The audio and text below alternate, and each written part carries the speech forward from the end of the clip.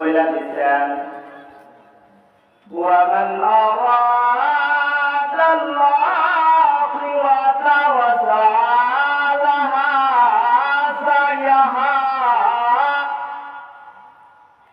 وهو مؤمن যাদের ইচ্ছাটা শুধু আখিরাত এবং আখিরাত কামাইয়ের যথাযথ চেষ্টা করে গো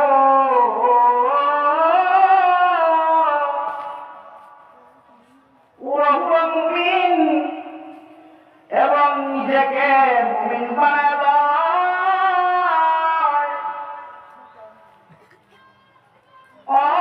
দুনিয়ার মানুষ এই তিন গুণ একমাত্র মাদ্রাসার শিক্ষায় দ্বারা অর্জিত হয়। কারণ জন্মের পর থেকে মাদ্রাসায় পড়তে পড়তে একসময় আলেম হয়ে যায়। আলেম হয়ে শুধু কাম্য হয় না, মাদ্রাসার শিক্ষার্থীরা আলেম বানানোর জন্য তৈরি হয়ে যায়। শুধু তৈরি হয়ে যায় না, মাদ্রাসার ছাত্রদেরকে তো শিক্ষিত করেই বটে।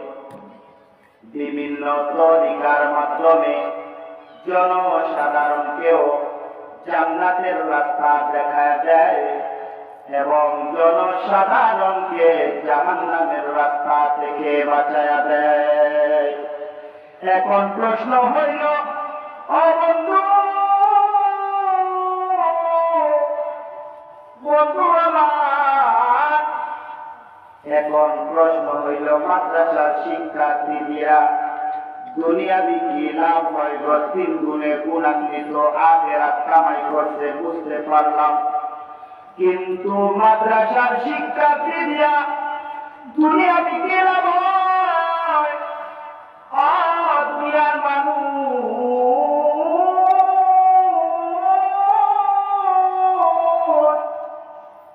কেমনে আমি ছোট মানুষ আপনাদেরকে বুঝাইব।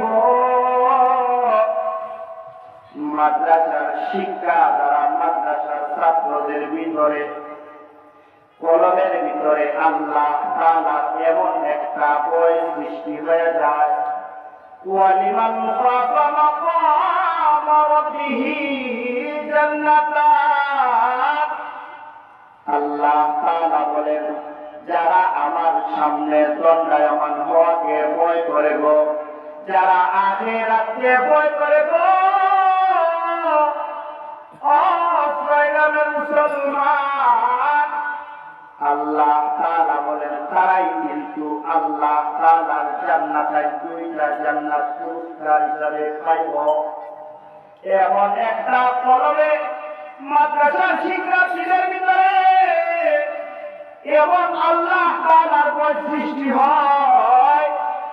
দুনিয়ার কোন চাঁদাবাজি কাজ মাদ্রাসার কোন ছাত্র, মাদ্রাসার কোন শিক্ষক করতে পারে না। দুনিয়ার কোন দুর্নীতি কাজ মাদ্রাসার ছাত্র, মাদ্রাসার উস্তাদ করতে পারে না। দুনিয়াতে ঘুষের ব্যবসা মাদ্রাসার ছাত্র, মাদ্রাসার শিক্ষার্থী করতে পারে না।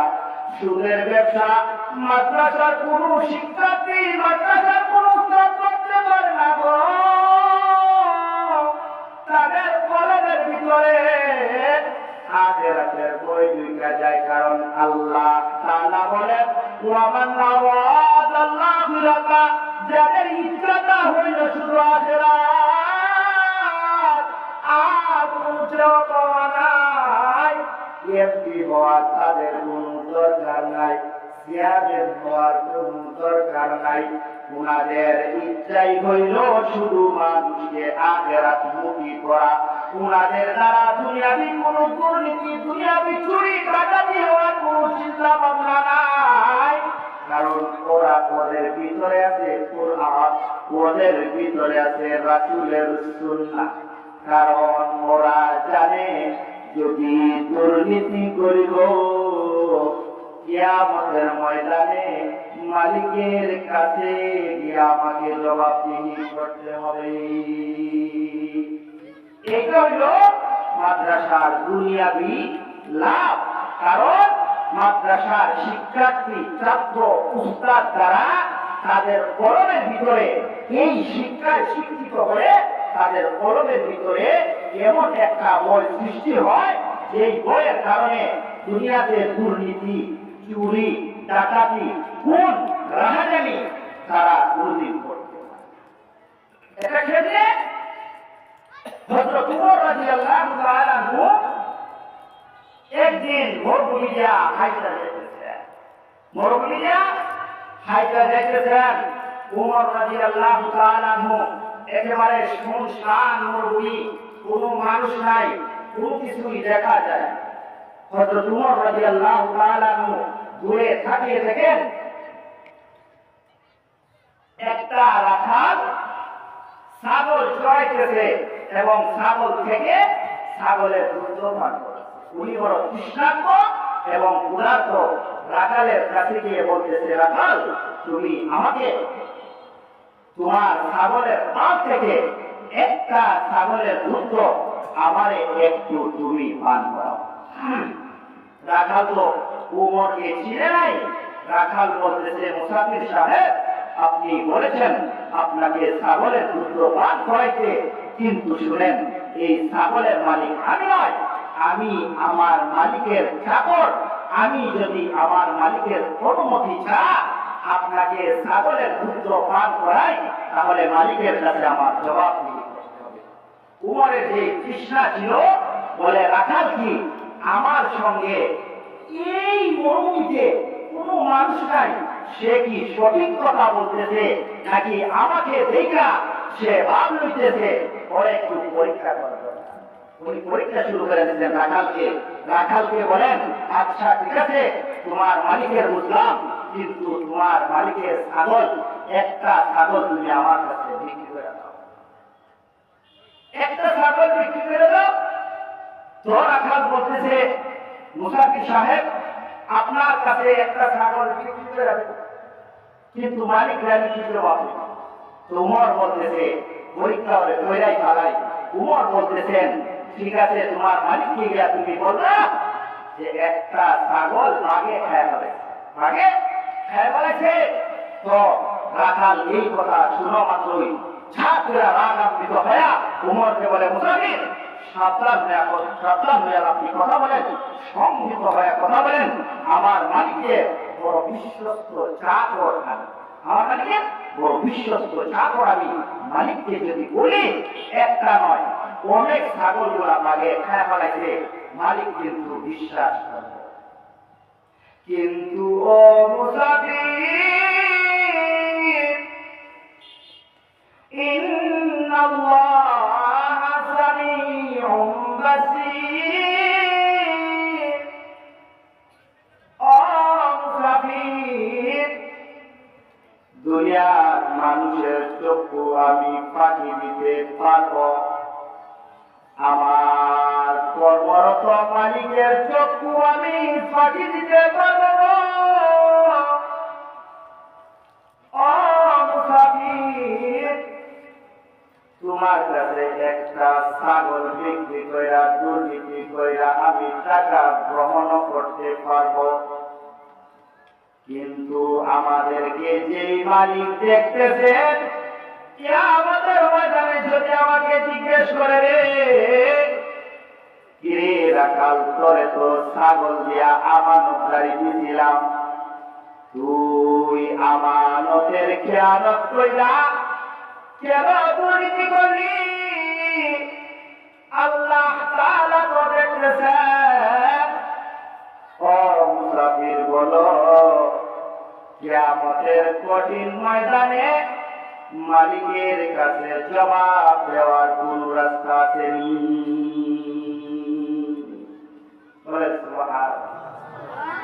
এই শিক্ষাটাই মাদ্রাসায় দেওয়া হবে। উমরের রঙে মাদ্রাসার রঙা রাঙ্গাইয়া রাসূলের সুন্নাহটা শিক্ষা দেওয়া হয়। মাদ্রাসার ছাত্রদেরকে সাহাবাদের রঙে রাঙ্গাইয়া শিক্ষা দেওয়া হয়। তাদের কলমের ভিতরে এমন একটা আল্লাহ তাআলার ভয় সৃষ্টি হয়। আল্লাহ তাআলা বলেন ওয়ামান আরাদাল আখিরাতা ওয়া সাআলাহা সাইয়াহা ওয়া হুয়া মুমিন, যাদের ইচ্ছাটা শুধু আখিরাত এবং আখিরাত কামাইয়ের চেষ্টা করে গো, এবং নিজেকে মুমিন বানায় লয়, মুমিন হিসাবে নিজেকে তৈরি করে লয়, ফাউলাইকা কানা সাইয়ুহুম মাশকুরা। আল্লাহ তাআলা বলেন আমার সেই বান্দা বান্দী হইল পুরস্কারের যোগ্য। সুবহানাল্লাহ। তাহলে বুঝা গেল এই তিন গুণ কার ভিতরে আছে, এই তিন গুণ কার ভিতরে আছে? আখিরাত চাইকে আমরা আখিরাত চাই, একবার নামাজ পড়লে আর একবার নামাজ পড়ি না, দৈনিক মিথ্যা কথা বলি, কত হাজার যে বলি, নিজেই বলি।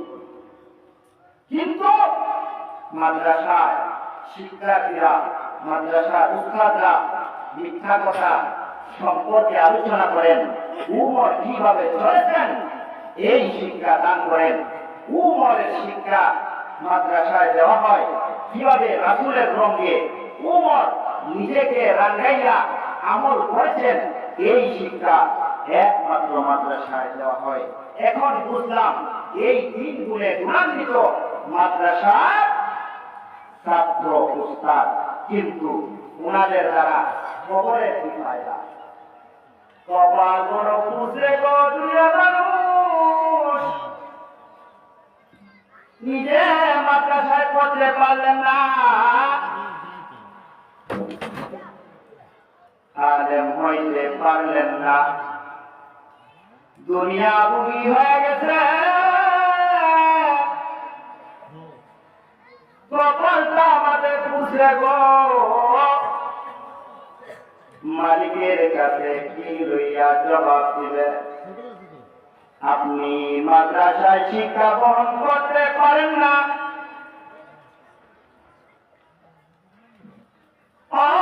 বন্ধু আমার, কিন্তু আপনার সন্তানকে মাদ্রাসায় শিক্ষিত করে দেয়, আপনার সন্তান মাদ্রাসায় দিতে পারেনি,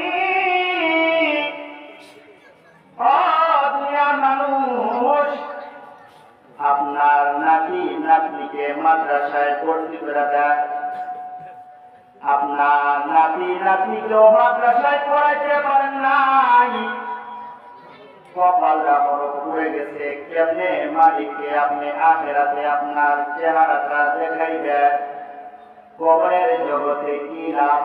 মাদ্রাসার সঙ্গে মহব্বত রাখেন, ছাত্রদের সঙ্গে মহব্বত রাখেন, তাহলেই আপনি তাদের সঙ্গী হয়ে যাবেন।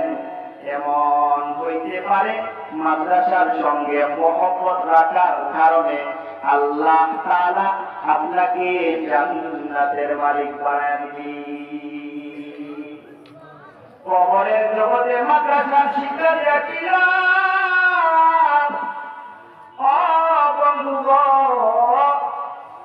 মুসা আলাইহিস সালাতু ওয়াস সালামের জমানায় একদিন মুসা আলাইহিস সালাতু ওয়াস সালাম রাস্তা দিয়া যাইতেছে, হঠাৎ করে তাকায়া দেখে এক কবরের ভিতরে আযাব হইতেছে।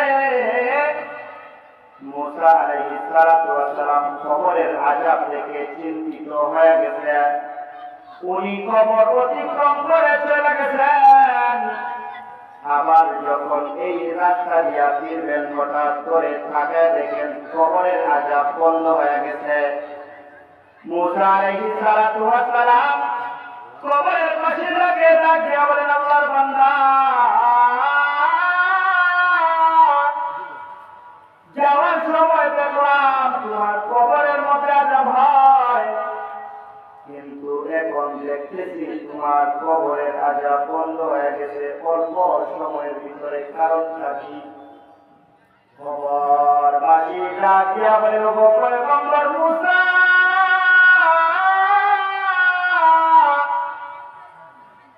আমার মৃত্যুর সময় আমার স্ত্রীর পেটে আমার একটা সন্তান ছিল, দুনিয়াতে আমি তেমন কোনো ভালো আমল করি নাই। আমার সন্তান স্ত্রীর গর্ভে প্রসব হয়েছে, সন্তান আজকে মাদ্রাসায় ভর্তি হয়েছে। মাদ্রাসায় যখন ভর্তি হয়েছে, মাদ্রাসার উস্তাদ তাকে প্রথম সবক দিচ্ছে, বিসমিল্লাহির রহমানির রহিম।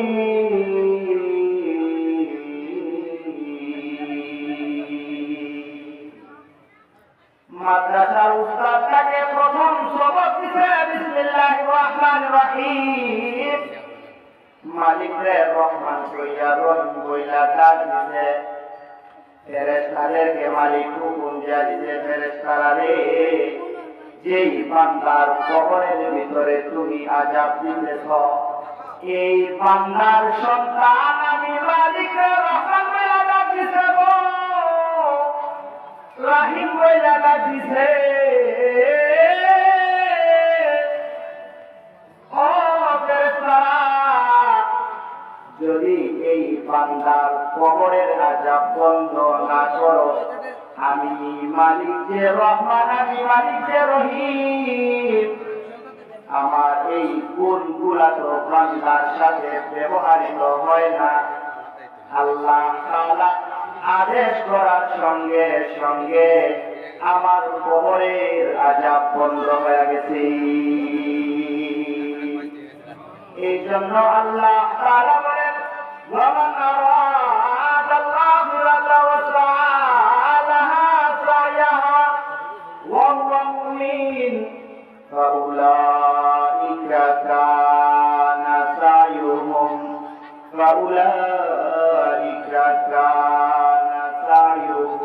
মাশকুরা।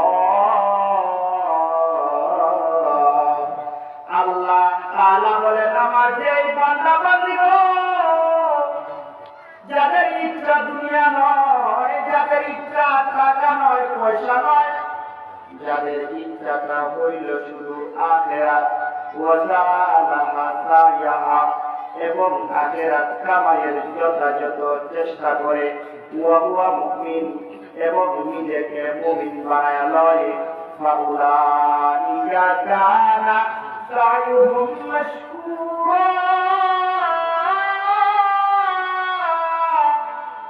আল্লাহ তাআলা বলেন, আমার সেই বান্দা বান্দী ওই তো হইল পুরস্কারের যোগ্য।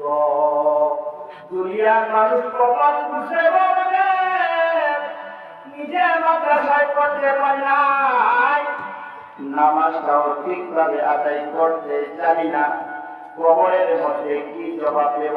একটা সন্তানের 6 গ্রাম মাদ্রাসায় দিয়া আলেম বানালো, একটা সন্তানকে 6 গ্রাম মাদ্রাসায় দিয়া হাফিজুল কোরআন বানালো। কিয়ামতের ময়দানে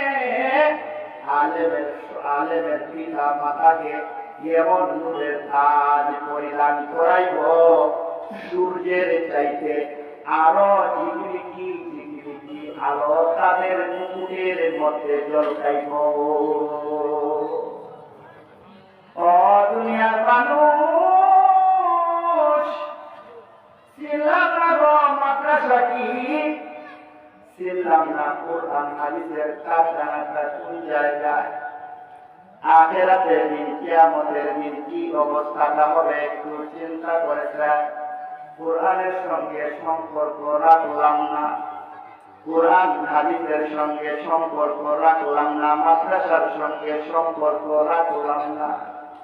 হযরত বাইজিদ বুস্তামী রাহমাতুল্লাহি আলাইহি, উনার আম্মাজান বাইজিদ বুস্তামী রাহমাতুল্লাহি আলাইহির জন্য দোয়া করেছেন, আল্লাহ আমার সন্তানকে ওলি বানায় দিও। মায়ের দোয়া কবুল হয়ে গেছে আল্লাহ তাআলার কাছে।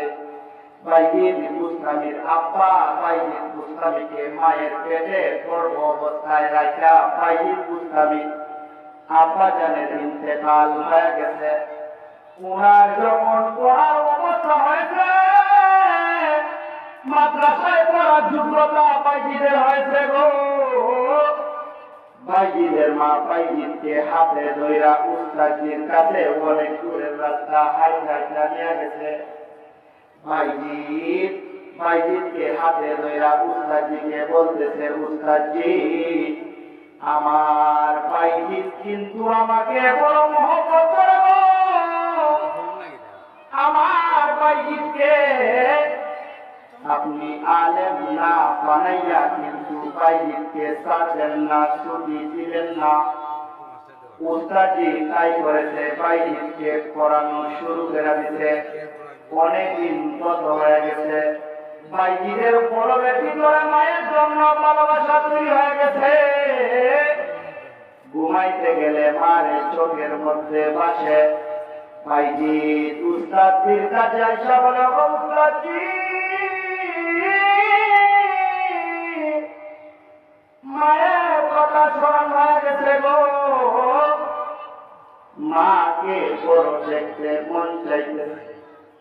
উস্তাদজি বলে, বাইজিদ তোমার আম্মা তো আমাকে বইলা গেছে যেন তোমাকে আলেম না বানাইয়া তোমার মায়ের কাছে আমি না পাঠাই। বাইজিদ রে, তোমার মায়ের কথা রক্ষা করতে তোমাকে ছুটি দেওয়া যাবে না। বাইজিদ বুস্তামি রাহমাতুল্লাহি আলাইহি বলেন, মায়ের ছবিটা চোখের মধ্যে বাসে গো। ওগো উস্তাদজি আমি ঘুমাইতে পারি না, অনুগ্রহ পূর্বক আমার একটু ছুটি দেন।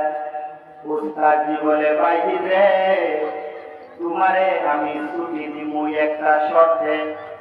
আমি তোমারে সবক দিমু, যদি তুমি সবকের সীমানা অতিক্রম করতে পারবো তাহলে আমি তোমারে ছুটি দিব, তোমার মায়ের সঙ্গে তুমি দেখা করতে পারবা।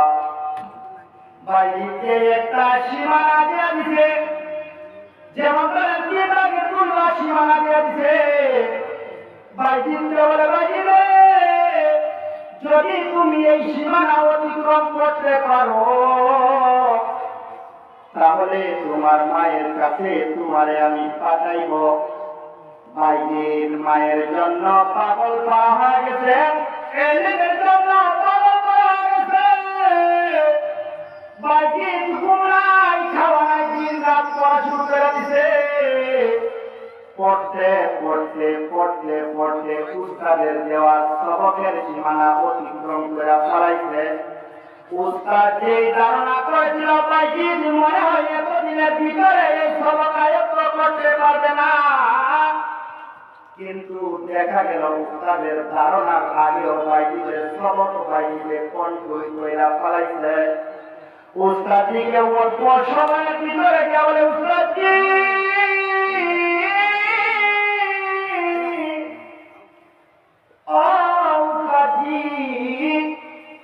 মায়ের মহব্বত আমার ভিতরে এমন ভাবে নাড়াচাড়া দিতেছে গো। আমি দিন রাত্রে পরিশ্রম করে আপনার সবকের সীমানা আমি অতিক্রম করে বলেছি। আজকে আমার বড় খুশি লাগতেছে। অনুগ্রহ পূর্বক আমাকে আমার মায়ের কাছে যদি ক্ষণিকের জন্য আপনি পাঠায় দিতেন। বাইজিদের উস্তাদ অবাক হয়ে বলে, বাইজিদ রে তুমি তো এলেমের জন্য পাগল, তোমার মায়ের জন্য তুমি পাগল। তুমি যখন তোমার সীমানা সবকের সীমানা অতিক্রম করছো, যাও অনেক সময়ের জন্য তোমাকে ছুটি দেওয়া হলো। মায়ের কাছে কিন্তু বেশি দিন থাকবো না, আবার মাদ্রাসায় চলে আসো। বাইজিদ হেঁটে হেঁটে মায়ের কাছে চলে গেছে। বাইজিদ মাকে ডাকে, আম্মা জান, ও মা আপনার বাইজিদ আইছে গো। বাইজিদের মা বাইজিদের আওয়াজটা কানে যাওয়া মাত্রই দরজাটা লাগাই দিছে। বাইজিদের মা দরজাটা লাগায় ভিতর থেকে আমার বাইজি তো মাকে বড় মহব্বত করে, মায়ের কথা ছাড়া তো এক বিন্দু পা ফেলার ক্ষমতা বাইজিদের নাই। কে গো তুমি আমাকে বাইজিদের মতো রাখতেছ? তুমি আমার বাইজির না, তুমি আমার বাইজির না। এই বাইজির মায়ের জন্য পানি লইয়া সারা রাত দাঁড়ায় থাকে, এই বাইজির কিভাবে আলেম না হইয়া, আল্লাহ তাআলা পাগল না হইয়া মায়ের কাছে কেমনে বাইজি ফিরে আসে? যাও যাও যাও, কে গো তুমি? তুমি আমার বাইজির না, তুমি আমার বাইজির না। বাইজির সারা রাত্র মাঝে দেখেছে, কিন্তু মা এক মুহূর্তের জন্য দরজাটা খুইলা বাইজির চেহারাটা দেখে নাই। বাইজি বুঝতে পেরেছে গো মা তো দুনিয়ার জন্য পাগল না, আমার মা আখিরাত মুখী হয়ে গেছে। ও দুনিয়ার মানুষ, এই জন্য আমি বলেন আহাদিবান নাস ওয়াইফরাকু আইয়াকুল আমান্না। দুনিয়ার মানুষের শুধু বললেই চলবে না আমি ঈমানদার, মুখে মুখে শুধুই বললে হবে না গো আমি ঈমানদার হয়ে গেছি। ওয়া হুম লা ইফতানুন, মালিকের কাছে তোমারে চূড়ান্ত পর্যায়ের পরীক্ষা দিতে হইব। যদি তুমি চূড়ান্ত পর্যায়ের পরীক্ষায় উত্তীর্ণ হইতে পারো, তাহলেই তো তুমি সাকসেসফুল হইবা। কেমন পরীক্ষা দিতে পারছিলেন না? ও দুনিয়ার মানুষ, সারা রাত বাইজি দেখেছে, কিন্তু একটা মুহূর্তের জন্য দরজাটা খুলে নাই, দরজাটা খুলে নাই। বাইজি আবার হেঁটে হেঁটে মাদ্রাসা চলে গেছে। চিন্তা করে দেখে কেমন পরীক্ষা দিচ্ছে। যেই মা সন্তানের জন্য পাগল করা হয়ে যায়, যেই মা সন্তানের জন্য পাগল করা যায়, সেই মা আল্লাহর জন্য বাইজিরা তারা দিছে। এমন একটা সময় এসেছে বাইজি আলেম হয়ে গেছে। এমন একটা সময় এসেছে বাইজি আলেম হয়ে গেছে, বাইজির সাজিব আছে। আগামীকালকে বাইজিকে আলেমের পাগড়ি পরিধান করা হবে। উস্তাদজি যখন রাত্রেবেলা ঘুমাইছে, উস্তাদজি তাকায়া দেখে এমন একজন মানুষ বাইজির উস্তাদের সামনে আছে গো।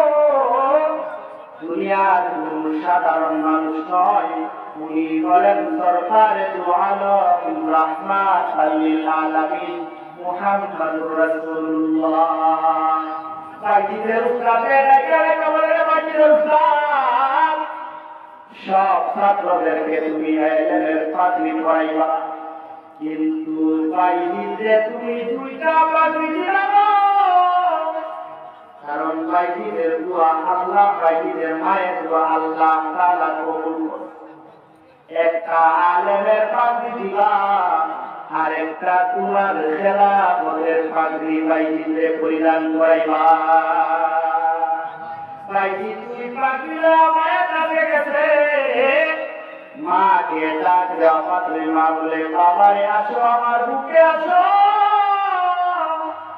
মা গেছে বলে, আল্লাহ গো আমার সন্তানকে আপনি আলেম বানায় দিলেন, ওই মানে ও আল্লাহ, এই সন্তান দিয়া আমি দুনিয়াতে বলতে চাই না। কিয়ামতের ময়দানে যেন আমি এই আলেমের বাইজিদের মা হইয়া দাঁড়াইতে পারি, সেই তৌফিক আল্লাহ